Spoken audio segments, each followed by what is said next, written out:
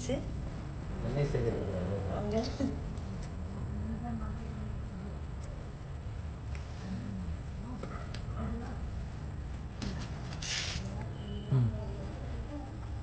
இத்தனை செடி.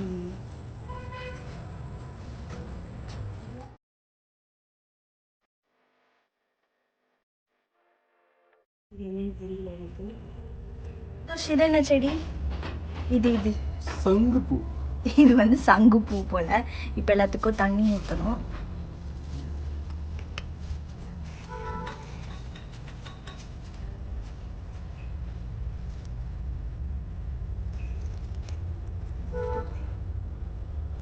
இன்னும் கொஞ்சம் செடி வந்து கீழே வச்சுருக்கோம். ஸோ இது மட்டும்தான் மொட்டை மாடியில் வச்சுருக்கோம்.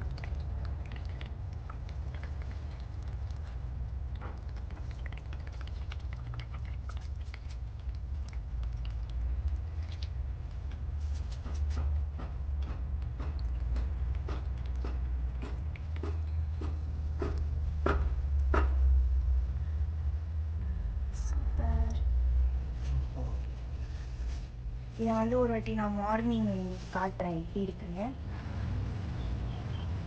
நம்மளை வந்து ஆல் டைம் வெயில் பழக்கணும். ஸோ அந்த லாஸ்ட்டில்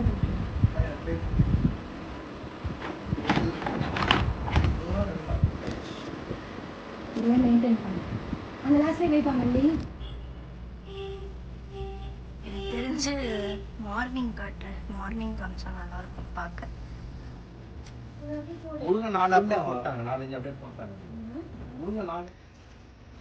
ஸோ இது வந்து கத்திரிக்காய் செடி. அப்புறம் இது வந்து மிளகா செடி. நான் இது விலாகில் ஒரு வாட்டி போட்டிருந்தேன். அது வளர்ந்துருச்சு. இன்னும் கொஞ்சம் வளர்க்கும். அடுத்து இதில் வந்து வெண்டைக்காய் சீட்ஸ் போட்டிருக்கோம். அண்ட் தென் இது வந்து ரோஸ் கலர் சாமந்தி, பர்பிள் கலர் சாமந்தி. அப்புறம் இது வந்து முருங்கை செடி விதை போட்டிருக்கோம். இது வந்து லெமன் செடி. அப்புறம் இது வந்து சங்குப்பூ. ஸோ கொடி மாதிரி வந்தால் நல்லா இருக்கும்னு சொல்லிட்டு இந்த ஊரம் வச்சுருக்கோம். அப்புறம் இது வந்து நாட்டு ரோஸ் தான். ஸோ இது மூணுமே வந்து ரோஸ் தான். இனிமேல் இதை நல்லா பார்த்துக்கணும். நான் வந்து அப்பப்போ விலாக் போடுறேன். கீழே இன்னும் செடி இருக்குது. நான் அதை வந்து மார்னிங் காட்டுறேன். ஏன்னா இருட்டில் அந்தளவுக்கு தெரிய மாட்டேங்குது. Okay, ton.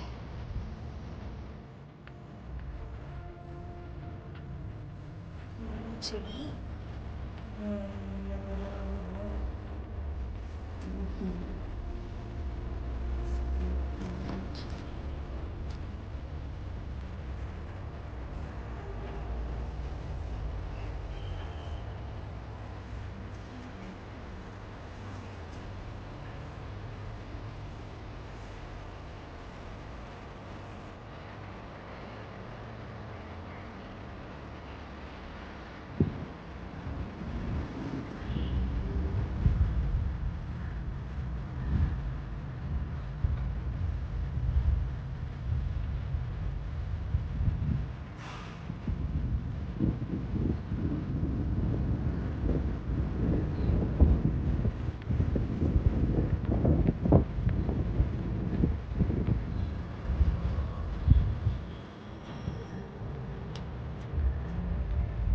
எவ்வளோ நாள் ஆச்சு வச்சு?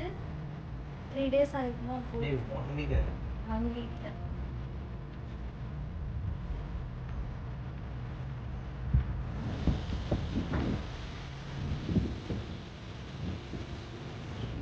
கத்திரிக்காய் செடி மட்டும் இந்த மாதிரி சொங்கி போய் கிடக்குது.